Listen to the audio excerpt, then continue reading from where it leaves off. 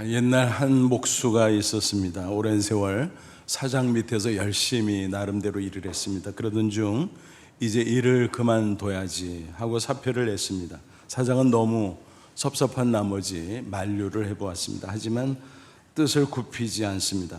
사장은 정 그러면 마지막으로 부탁 하나 들어달라고 말합니다. 그것은 집 한 채를 지어달라는 것이었습니다.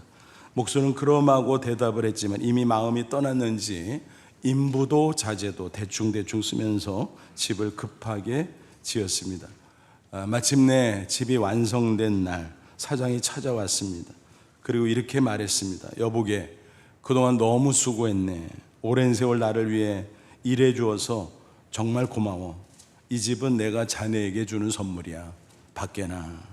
그 말을 들은 목수는 얼굴이 새빨개졌습니다. 자신의 집을 짓는 줄 알았더라면 정말 최선을 다해서 일했을 텐데 후회했지만 때는 이미 늦었습니다.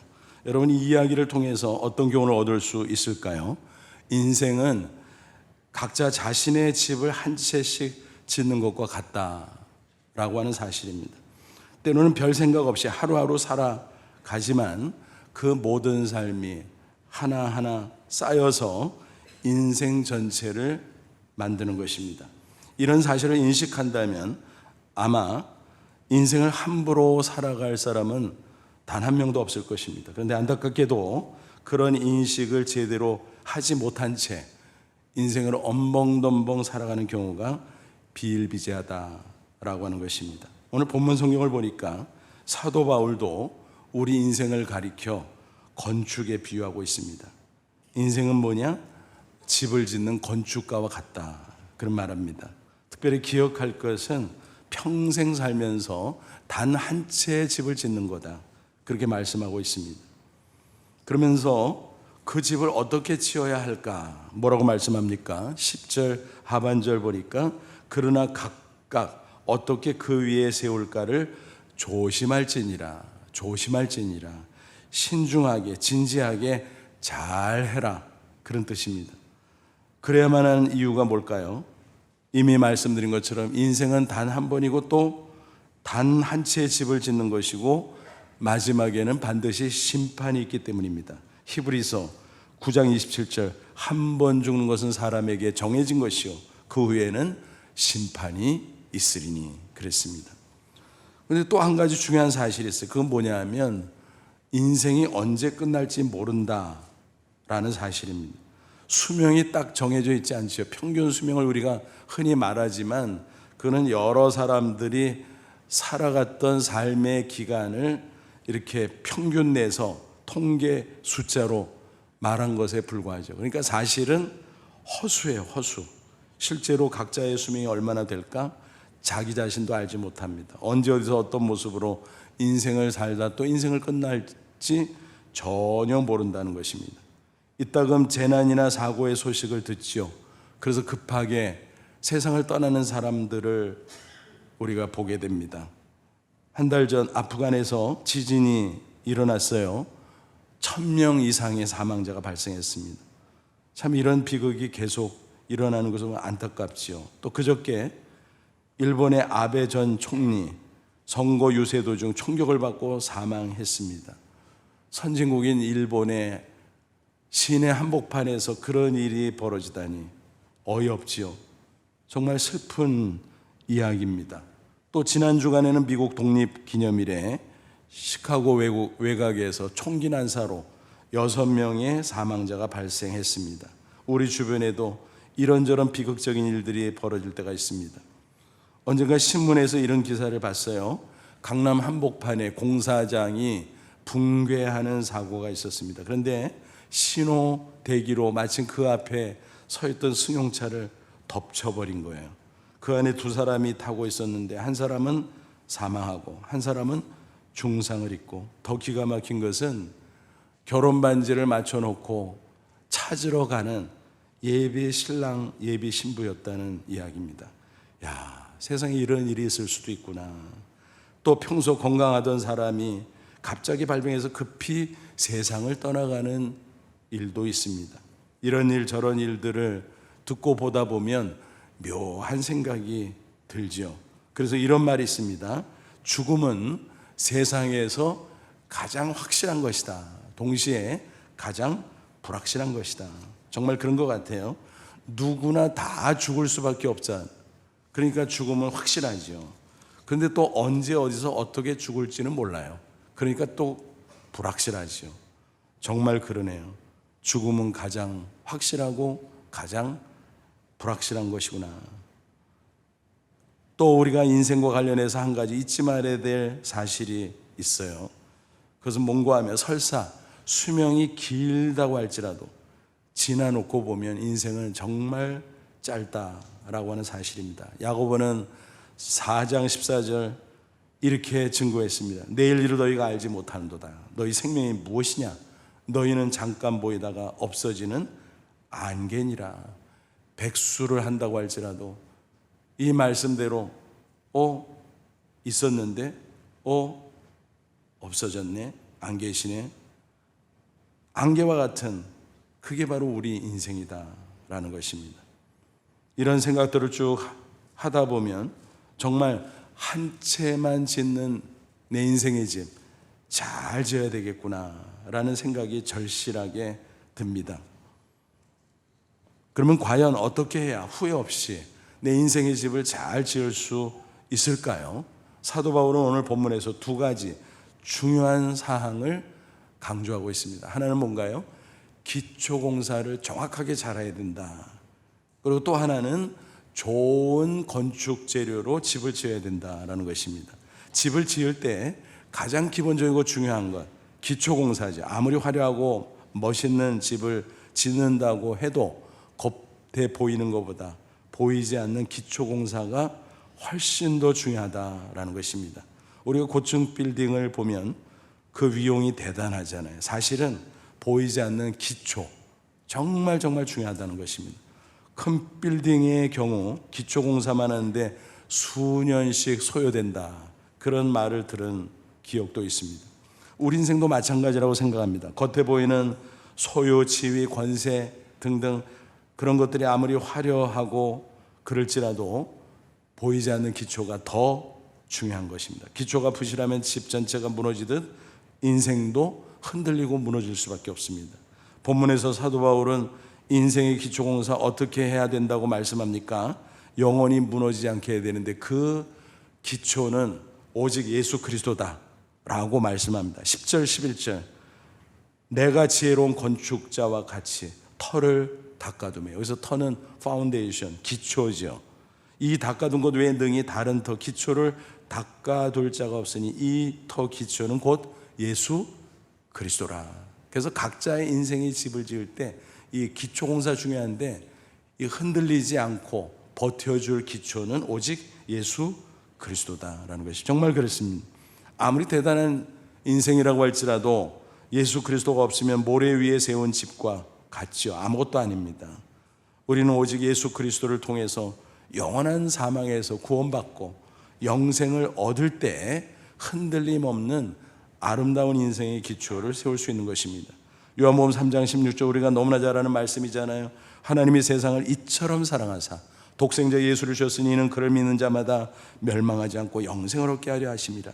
아무리 세상에서 출세하고 부귀영화를 누린다고 할지라도 마지막 인생 결산의 날 예수 그리스도가 없다면, 구원받고 영생을 얻지 못한다면 그 인생은 완전 실패지요.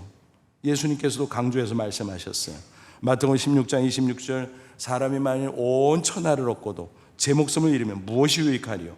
사람이 무엇을 주고 제 목숨과 바꾸겠느냐. 그렇죠. 천하를 호령하는 왕후장상이라고 할지라도 죽음이 후 영원한 사망이 기다리고 있다면, 영원한 지옥의 형벌이 기다리고 있다면 그 인생 화려해봤자 대단해봤자 아무것도 아니다라는 것입니다. 그런데 안타깝게도 많은 사람들은 인생의 기초를 닦는 일에 무관심합니다.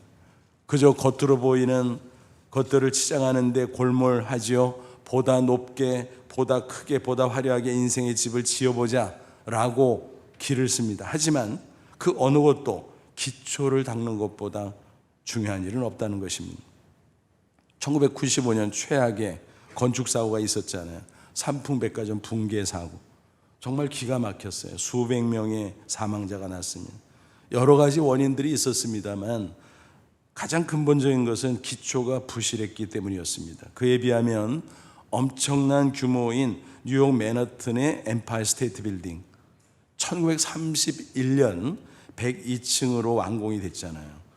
100년 가까운 세월이 흘렀음에도 지금까지 견고하게 서 있습니다. 근데 도중에 한 번 큰 사고가 있었어요. 1945년 B-29 폭격기가 안개에 가려져서 헤매다가 방향을 잃고 그만 79층, 80층 지점에 충돌하는 사고가 있었습니다. 정말 큰일 날 뻔했죠.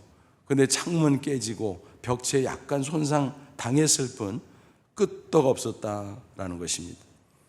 그 비결은 무엇이었을까? 무려 2에이커나 되는 거대한 안반 위에 그 빌딩이 세워져 있었기 때문이다라는 것입니다. 우리 인생도 마찬가지입니다. 무엇보다 인생의 기초를 잘 뒀는 것 최우선순위입니다. 영원한 인생의 기초 오직 예수 그리스도라고 하는 사실입니다. 나 같은 죄인 위에 십자가에 피 흘려 죽었다가 부활하신 예수 그리스도, 이 세상에서 저 천국까지 나를 인도하실 예수 그리스도, 오직 그분만이 우리가 믿음으로 영생을 얻었기에 내 인생의 유일한 기초가 되는 줄로 믿습니다. 저와 여러분이 이 기초공사 이미 마치셨죠?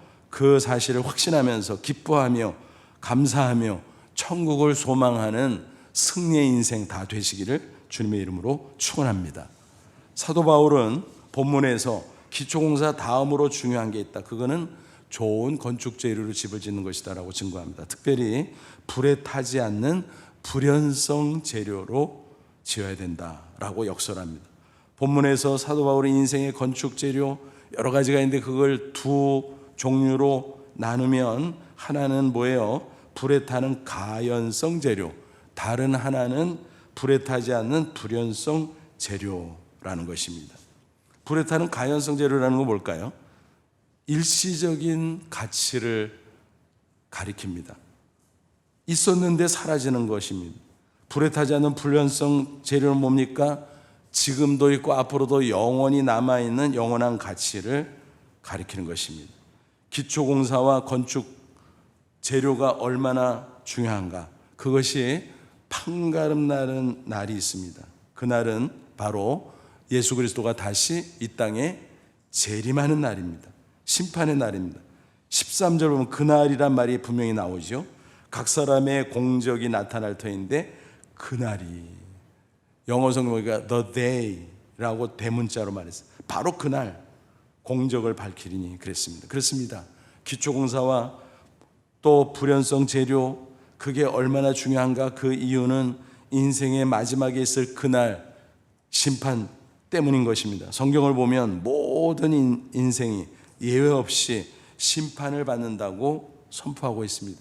그런데 자세히 성경을 연구해 보면 두 종류의 심판이 있다고 말해요. 하나는 정죄 심판, 그리고 또 하나는 상급 심판입니다. 정죄 심판은 계시록 20장 11절에 소개가 되어 있는데 거기 보면 하나님의 보좌 앞에서 한 사람 한 사람의 심판을 받는데 그 보좌를 뭐라고 묘사를 했는가 하면 크고 흰 보좌. 그래서 그 심판을 가리켜서 일명 백보좌 심판이라고 말합니다. 그런데 이 정죄 심판은 성도들에게는 면제가 된다는 사실입니다. 왜 그런가요? 예수님께서 십자가상에서 우리 모두의 죄를 대신 짊어지고 피 흘려 죽으셨습니다. 그 피로써 죄값을 다 치러줬다는 것입니다. 다시 말하면 내가 받을 심판을 예수님께서 미리 대신 받아주셨다라는 것입니다. 다 이루었다 선포하셨어요. 따라서 예수님의 대속의 십자가 복음을 믿는 성도는 모든 죄 사함을 받고 더 이상 정죄 당할 일이 없어요. 사도 바울이 선언했습니다. 로마서 8장 1절 그러므로 이제 그리스도 예수 안에 있는 자에게는 결코 정죄함이 없나니, 정죄함이 전혀 없다. 해방됐다. 따라서 장차 정죄의 심판도 우리는 면제된다라는 것입니다. 그런데 그 하나님 보좌 앞에 이렇게 보면 책들이 쭉 놓여져 있는데 이 책이 두 종류예요. 하나는 생명책, 그리고 또 하나는 행위책입니다. 생명책 뭔가요? 예수 그리스도를 믿고 구원받아 영생을 얻은 성도들의 이름이 하나씩 하나씩 빼곡하게 기록되어 있는 책입니다. 그 주인공들은 정죄의 심판에서 면제된 사람들이죠. 어떻습니까? 여러분의 이름이 생명책에 기록된 거 확신하십니까? 예. 예수 믿으면 내가 이미 구원받고 하나님의 백성이 됐기에 그 생명책에 내 이름이 기록된 줄로 믿습니다. 그것은요, 절대로 아무리 세월이 흘러도 지워질 수 없다는 사실을 꼭 확신하시기를 바랍니다. 그런데 안타깝게 그 책이, 생명책에 이름이 기록되지 않은 사람들은 어떻습니까? 행위책에 그 사람들 각자의 전생의 모든 행실의 기록이 있어요. 그런데 그 속에 뭐가 있습니까? 죄악상이 있죠. 그것을 근거로 정죄의 심판을 당할 수밖에 없다는 것입니다. 그런데 이런 행위책의 이야기를 하다 보면 의구심을 갖는 분들이 있어요. 왜냐하면 뭐 이해가 돼요. 인간적으로 생각하면 충분히 그런 의구심이. 지구상의 현재 인구가 얼마나 된다고요? 70억 명이 넘어요. 와, 어마어마하죠. 게다가 전에 지구상에 태어났다 살다가 떠난 사람들도 있잖아요. 또 예수님께서 재림하는 종말이 언제 닥칠지 모르지만 그 전까지 또 태어나고 살아가고 떠날 사람들이 얼마나 많은지 우리의 상상을 초월합니다. 여러분, 한 사람의 전생의 기록을 자세하게 적는다고 할지라도 만약 책으로 남긴다면 한두 권 갖고 되겠습니까? 10권 갖고 되겠습니까? 어마어마하지요. 그런데 그 수십억, 아니 수백억이 될 수도 있는데 그 사람들의 한 사람 한 사람 자세한 생애 기록을 행위책에 기록해? 그게 가능해? 책이 얼마나 많게?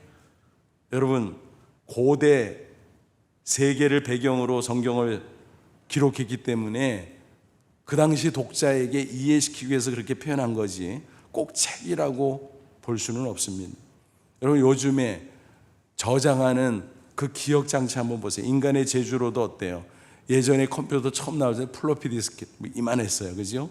그러다가 뭐 CD 뭐 점점 작아지고 USB 나오고 요즘에는 뭐 그거 갖고 다니지도 않아요. 아이클라우드에 저장해 막 아무 때나 가상 공간에서 꺼내 확인할 수가 있잖아요. 앞으로는 더 발달되면 그보다 더 할 수도 있어요. 여러분, 인간의 재주로도 이런 일들이 벌어진다고 할 때 하나님의 전능하신 능력으로 그 모든 것을 기억하는 저장장치, 일도 아니죠. 일도 아닙니다. 그런 가운데 인생의 기초를 예수 그리스도로 닦은 사람, 이미 구원받고 생명책에 이름이 기록됐기 때문에 정죄 심판 받지 않는다. 그런데 그 나머지 사람들은 어쩔 수 없이 행위책에 기록된 것을 근거로 정죄 심판을 받을 수밖에 없다는 것입니다. 슬픈 이야기지요. 그러므로 우리가 구원받은 거 감사하고 또 구원받지 못한 자들에게 복음을 증거하는 것은 지극히 당연한 일입니다. 그런데 구원받은 성도가 따로 받아야 되는 심판이 남아 있습니다. 뭐라 그랬죠? 상급 심판입니다. 고린도후서 5장 10절, 이는 우리가 다 반드시 예외 없다는 거예요. 성도들 또 그리스도의 심판대 앞에 나타나게 되어 각각 선악간에 그 몸으로 행한 것을 따라 받으려 함이라. 여기서 심판대라는 단어가 중요해요. 헬라어 성경 원어로 베마라는 단어인데 원래 뜻은 시상대입니다. 그래서 고대 로마 시대에 운동 경기를 하잖아요. 그러면 경기장에서 선수들이 열심히 경쟁을 합니다. 그래가지고 우승을 하면 우승한 사람들이 쭉 나와가지고 상을 받잖아요. 그때 사용하는 시상대가 바로 베마예요. 그래서 상급 심판을 일명 베마 심판 그렇게 부르기도 합니다. 무슨 얘기입니까? 예수님이 재림하실 때 우리 믿는 성도들이 한 사람 한 사람 서서 상급 심판을 받는다는 것입니다. 어느 것을 평가할까요? 믿음 이후에 이 땅에서 하나님의 백성으로서 어떤 삶을 살았느냐, 그것을 평가해서 이거는 선한 거, 이거는 악한 거. 악한 거는 사라지는 거예요. 선한 거는 영원히 남는 거예요. 그래서 상급 심판의 기준은 앞서 말씀드린 것처럼 건축 재료의 가연성, 불연성으로 갈라진다라고 하는 것입니다. 12, 13절 보시면 만일 누구든지 금이나 은이나 보석이나 금은 보석은 뭐예요? 불연성이지요. 나무나 풀이나 지푸로 그것들은 가연성이지요. 이 터 위에 세우면, 그러니까 예수 그리스도가 기초인 성도들의 인생 가운데 어떤 사람은 금은 보석으로 인생의 집을 짓고, 어떤 사람은 나무 풀 지푸로 인생의 집을 짓고, 그런데 마지막 그날이 오면 각 사람의 공적이 나타날 터인데 그날이 공적을 밝히리니, 공적은 바로 그 삶의 모습을 가리켜요. 이는 불로 나타내고 그 불이 각 사람의 공적이 어떠한 것을 시험할 것이라, 평가할 것이라. 뭐예요? 여기서 불이라고 하는 것은 심판을 가리킵니다. 즉 구체적으로 말하면 상급 심판이에요. 성도들을 향한 심판이죠. 비유해서 말하면요, 마치 이와 같아요. 집을 짓고 나면 뭐해요? 준공검사하잖아요. 잘 지었나. 그것처럼 우리 인생에 대한 평가가 있다라고 하는 것입니다. 겉으로 봐서 알 수 없었던 건축의 진가, 물론 기초로도 평가되지만 그거는 이미 해결한 거고, 그 위에 어떤 재료로 집을 지었나, 인생을 살았는가, 그것을 본다라고 하는 것입니다. 그날이 오면, 예수님이 재림하시는 날이 오면 우리 생애 가운데 그날이 올 수도 있습니다. 그런데 또 어쩌면 우리가 육신의 수명을 다하고 이 세상을 떠난 후에 예수님이 재림하실 수도 있어요. 그럼 어떻게 될까요? 먼저 육체로부터 분리된 영혼은 천국에 들어가고, 남아있는 육체는 흙에서 왔으니 흙으로 돌아가 있다가 예수 재림하는 그날 부활의 모습으로 일어나 심판을 받게 될 것입니다. 또 육신의 살아생전 재림을 맞이하는 사람의 경우는 사한 채로 부활함으로 심판을 받게 될 것입니다. 그날이 오면 각각의 인생 가운데 믿음이 어떤 삶을 살았나, 그것을 하나님께서 살펴보시고 그것에 상응하는 상급 심판을 행하시는 것입니다. 그러므로 그날이 오면 나는 어떨 것인가를 미리 예상하면서 우리가 남은 인생 불연성 재료로 인생의 집을 잘 지어야 될 것입니다. 그것은 곧 영원한 가치를 위해서 최선의 삶을 살아가는 것을 가리키는 것입니다. 불에 타는 가연성 재료로 건축한 집은 기초는 남지만 불타버리고 다 사라지잖아요. 그 위에는 12절 나무, 풀, 집, 그 재료 이미 말씀드렸잖아요. 그 재료는 사라지는 겁니다. 즉 이 세상에서 일시적인 가치, 세속적인 가치를 추구하는 삶의 모습을 그렇게 표현한 것입니다. 15절 보면 어떻게 된다고요? 누구든지 그 공적이 불타면 해를 받으며, 여기서 해를 받는다는 것은 수치를 당한다는 거예요. 그러나 자신은 구원을 받되 불 가운데서 받은 것 같으리라. 구원은 믿음으로 받는 것이기 때문에 가까스로 예수님 때문에 받기는 하겠지만, 그러나 나머지는 다 불타기 때문에 불 가운데 받은 부끄러운 구원, 그런 뜻입니다. 성경에 보면 이와 같은 불 가운데 얻은 구원에 대한 사례들이 많이 있어요. 그 대표적인 인물이 누구라고요? 아브라함의 조카 롯입니다. 창세기 19장에 그 기록이 나오는데, 우리가 유황불 심판 가운데 겨우 몸만 빠져나온 그 롯의 모습을 보면서 그 사람이 어쨌든 육신적으로 살아남긴 했는데 영적으로도 구원 받았을까 못 받았을까, 우리가 의문이 생길 때가 있잖아요. 근데 성경적 근거가 있어요. 베드로 후서 2장 7절 보면 롯을 가리켜서 의로운 롯, 그렇게 말했어요. 그러니까 그는 믿음으로 의로워졌고 믿음으로 구원은 받았구나 하는 것을 알 수 있습니다. 그런데 믿음 위에 이 땅에서의 삶은 어땠습니까? 영원한 가치보다 세상의 일시적인 가치, 세속적인 가치, 그것에 빠져서 살았다라고 하는 것입니다. 그가 아브라함의 곁을 떠나 멀리 소돔성까지 들어갔던 것도 바로 그런 뜻 아니었습니까? 그곳에 가면 좋대더라. 잘 먹고 잘 가서 돈도 벌자, 권세도 얻어보자, 쾌락도 누려보자. 정말 그렇게 됐어요.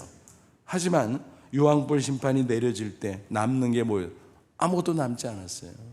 다 사라졌습니다. 불타버리고 말았습니다. 그 가운데 맨몸만 황급히 빠져나와서 가까스로 구원받았다. 바로 불 가운데 얻은 부끄러운 구원이었던 것입니다. 이 불 가운데 얻은 구원이라는 구절을 읽다 보면 저는 늘 어린 시절에 기억이 납니다.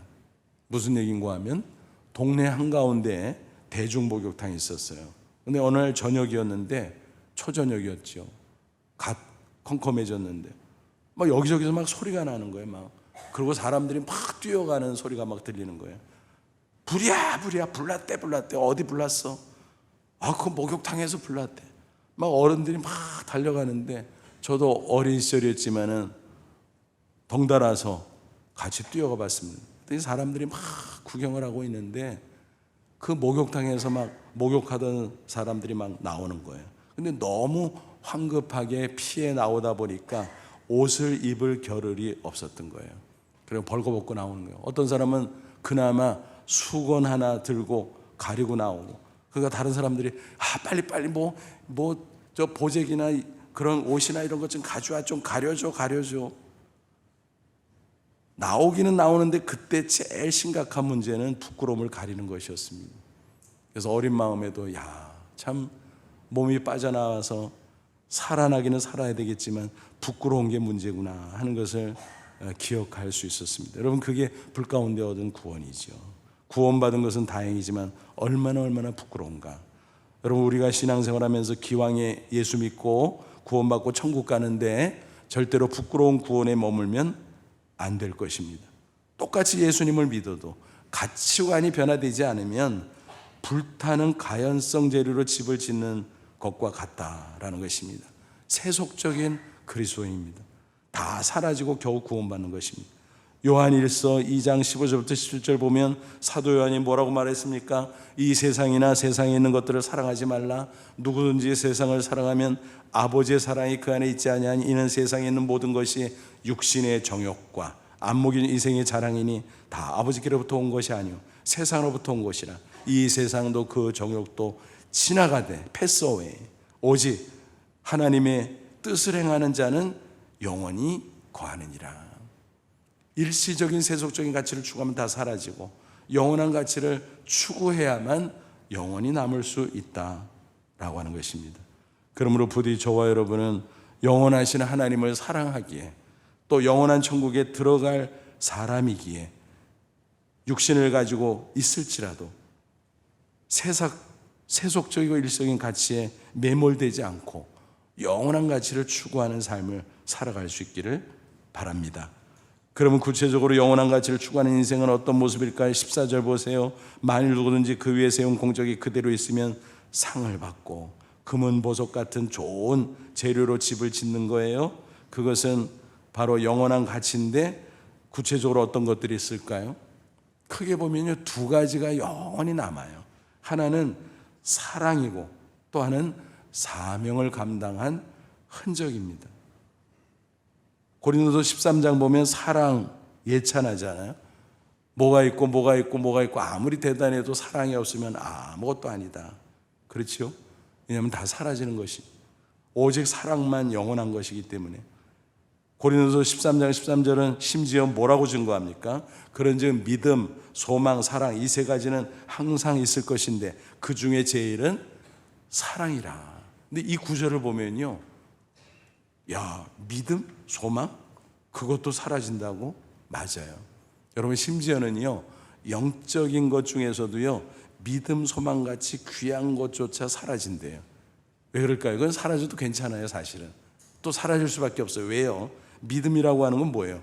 보이지 않는 것들을 바라보는 거죠. 그렇죠?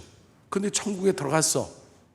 그러면 다 보는데 하나님을 얼굴 마주하듯이 보고 천국의 영광스러운 광경을 다 직접 보고 믿음이 필요 없지요. 보는데 무슨 믿음이 필요했어요? 이 땅에서만 필요한 게 믿음이다라는 거예요. 또 소망은 미래에 대한 기대잖아요. 우리가 천국을 소망했습니다. 천국에 쑥 들어갔어. 다 보고 있는데 뭐 소망할 게 뭐 있어요. 그래서 심지어 믿음조차 사라지고 소망조차 사라진다. 그런데 그 중에 제일은 사랑이라. 사랑만이 영원하다라고 하는 것입니다. 그렇습니다. 예수 그리스도 안에서 하나님의 사랑으로 나는 추억은 세월이 가도 남아요. 영원합니다. 내세 천국까지 이어지게 되는 것입니다. 그런데 안타깝게도 세상살이 분주하다 보니까 정작 가장 중요한 사랑에 소홀히 할 때가 얼마나 많은지 모릅니다. 믿음의 사람들조차도 그런 말이 있어요. 사랑은 표현하기 전까지 아직 사랑이 아니다. 근데 참 희한한 게 어때요? 마음에는 다 있어요. 그런데 오히려 미움과 갈등 같은 거는 표출할 때가 많아요. 근데 마음속에 있는 사랑을 표현하는 것은 서툴어요. 그게 많은 사람들의 공통적인 모습이 아닌가 생각을 합니다. 그래서 기회 있을 때 살아있는 동안 부지런히 사랑을 실천하고 표현하고 그럴 때 그것이 영원히 남을 줄로 압니다. 미국의 투자 전문가 워런 버핏 아시죠? 그런 가치 투자를 하기 때문에 실패를 거의 하지 않는다고 합니다. 그래서 코로나 몇 년 동안에도 다른 사람들은 막 엄청 손해를 봤는데 이 사람만큼은 이익을 봤대요. 또 기부왕으로도 유명하죠. 2022년 현재 세계 부자 순위 6위라고 해요. 뭐 대단하잖아요. 그래서 그 사람은 거기에 관심이 엄청 많겠다 싶은데 한 번은 한 소녀가 그에게 물었답니다. 회장님, 인생의 성공은 과연 뭔가요? 그래서 그는 이런 대답을 했다고 합니다. 딴 게 아니고 가까운 사람에게 사랑받는 것이에요. 그게 진정한 성공이에요. 그렇잖아요, 여러분. 세상에서 성공하고 출세하고 아무리 대단해도 다 사라지는 게 세상 것들인데 사랑이 없다면 그 무슨 소용이 있습니까? 다 사라지는데 아무것도 아닌데. 그래서 인생의 성패는 출세와 세속적인 성공에 달려있는 것이 아니라 사랑하며 사는 것이다. 사랑하고 사랑받고 그것이 있을 때 그거야말로 진짜 성공이라는 것입니다. 아무쪼록 저와 여러분은 영원히 남을 사랑, 특별히 예수 그리스도 안에서 하나님의 사랑을 나누는 일에 최선을 다하며 승리하는 아름다운 인생을 살 수 있기를 주님의 이름으로 축원합니다. 그리고 하나는 뭐라고 그래요? 사명을 감당한 흔적. 우리가 열심히 사명을 감당해서 다 사라져. 근데 그 흔적은 남아요. 흔적은 영원히 하나님께서 우리 각자에게 이 땅에 보내주시고 또 구원하시고 그러면서 우리에게 주신 것들이 있어요. 시간을 주셨어요. 또 건강을 주셨어요. 수명을 주셨어요. 물질을 주셨어요. 재능을 주셨어요. 또 직업을 주셨어요. 일을 맡겨주셨어요. 여러분 이런 것들이 바로 사명이에요. 그것을 가지고 하나님의 영광을 빛내라 라는 것입니다. 또 우리를 구원한 그 복음 내가 받았으니 또 다른 사람에게 증거하는 일을 위해서 살아라 라는 것입니다. 베드로전서 4장 10절 각각 은사를 받은 대로 하나님이 여러 가지 은혜를 맡은 선한 청지기 같이 서로 봉사하라. 하나님의 영광을 드러내면서 또 복음과의 연관성을 가지고 서로 봉사하라 그랬습니다. 청지기는 주인 오너가 아니죠. 스튜어드, 일꾼이라는 것입니다. 관리인이라는 것입니다. 오직 주인은 하나님 한 분밖에 없습니다. 내가 주인이면 영원히 그걸 붙잡을 수 있어요. 그런데 내가 붙잡을 수가 없잖아요. 다 나에게서 벗어나잖아요. 그러니까 맡아가지고 있는 일꾼에 불과하다라고 하는 것입니다. 그러므로 하나님께서 우리에게 기회를 주신 그 영역에서 또 그 기간만큼 우리는 각자 하나님의 영광을 빛내고 또 복음과의 연관성 가운데 최선의 삶을 살아가야 될 것입니다.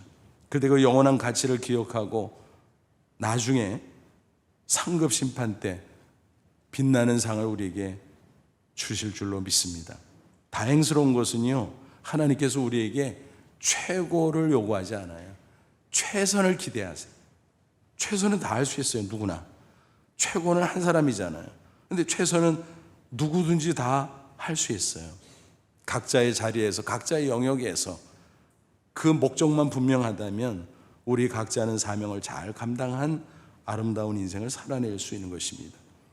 그것이 승리의 인생이요, 장차 하늘의 상을 받고 영원히 빛나게 될 것입니다.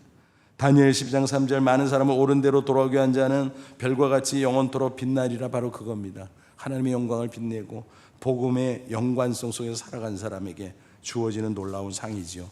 천국에서 빛나는 별과 같은 존재가 될 거다. 영원히 영원히. 지난달 주선의 교수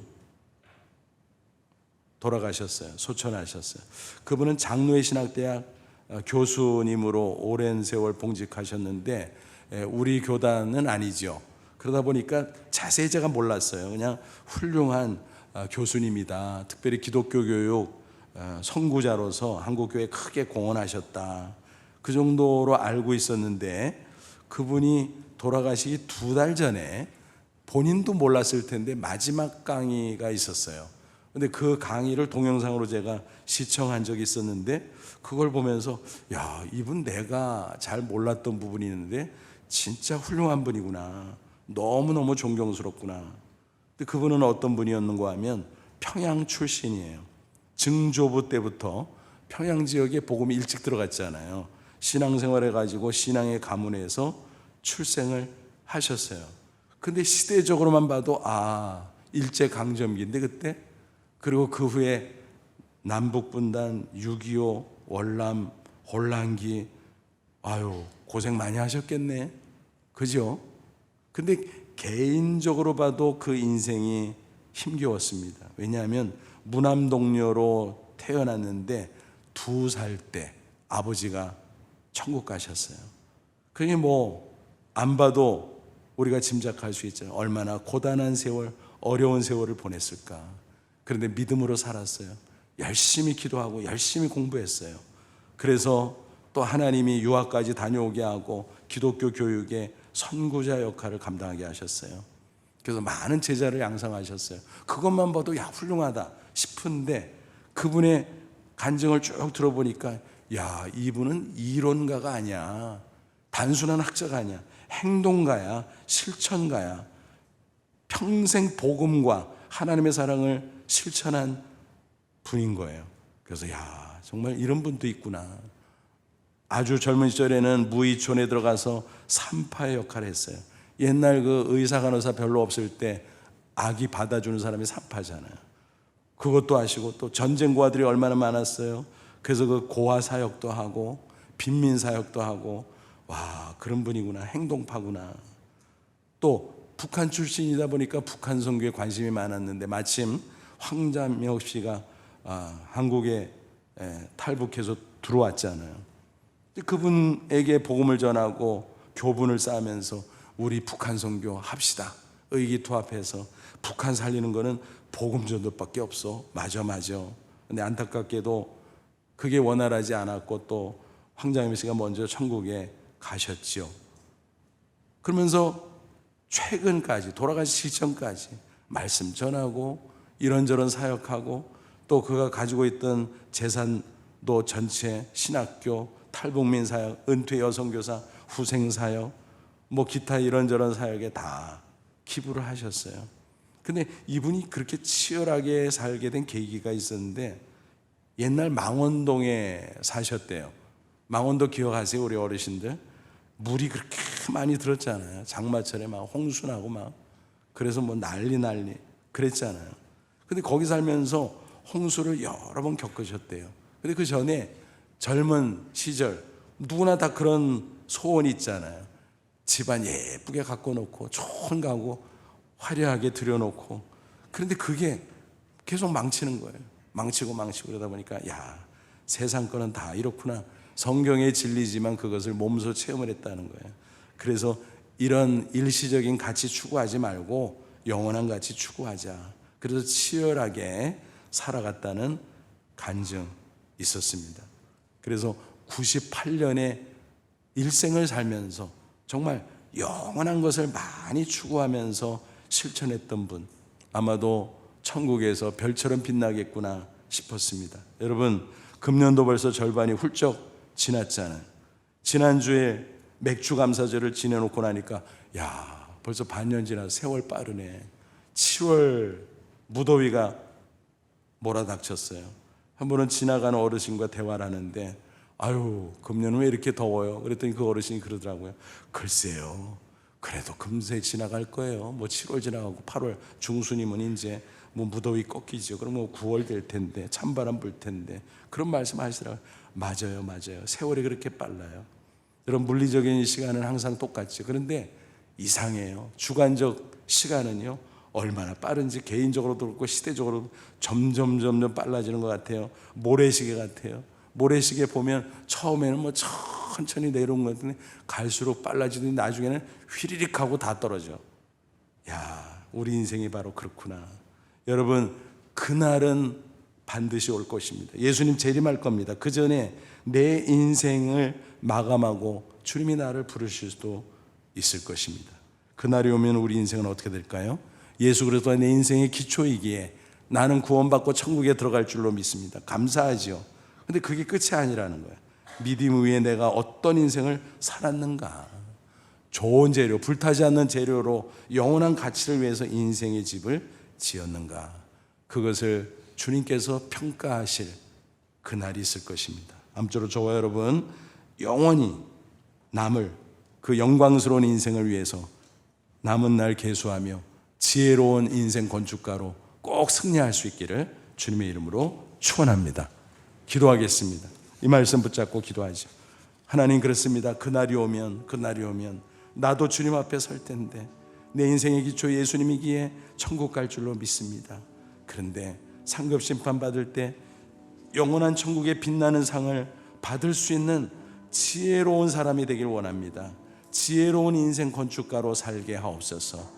우리 다 같이 간절한 마음으로 잠시 기도합니다. 하나님 아버지, 감사합니다. 오늘도 진리의 말씀으로 우리를 깨우쳐 주심을 감사합니다. 세상에 파묻혀 살다 보니 엄벙덤벙 세월 보내고 이 세상에서 무엇을 먹을까, 무엇을 마실까, 입을까, 세속적인 가치만을 위해서 살다가 내 인생 다 흐를까 두렵습니다. 남은 날을 계수하는 지혜를 주시고 지혜로운 인생 건축가로 아름다운 인생의 집 짓고 주님 앞에 칭찬받고 영원히 빛나는 상을 받는 주인공 다 되게 해 주옵소서. 예수님의 이름으로 기도합나이다. 아멘.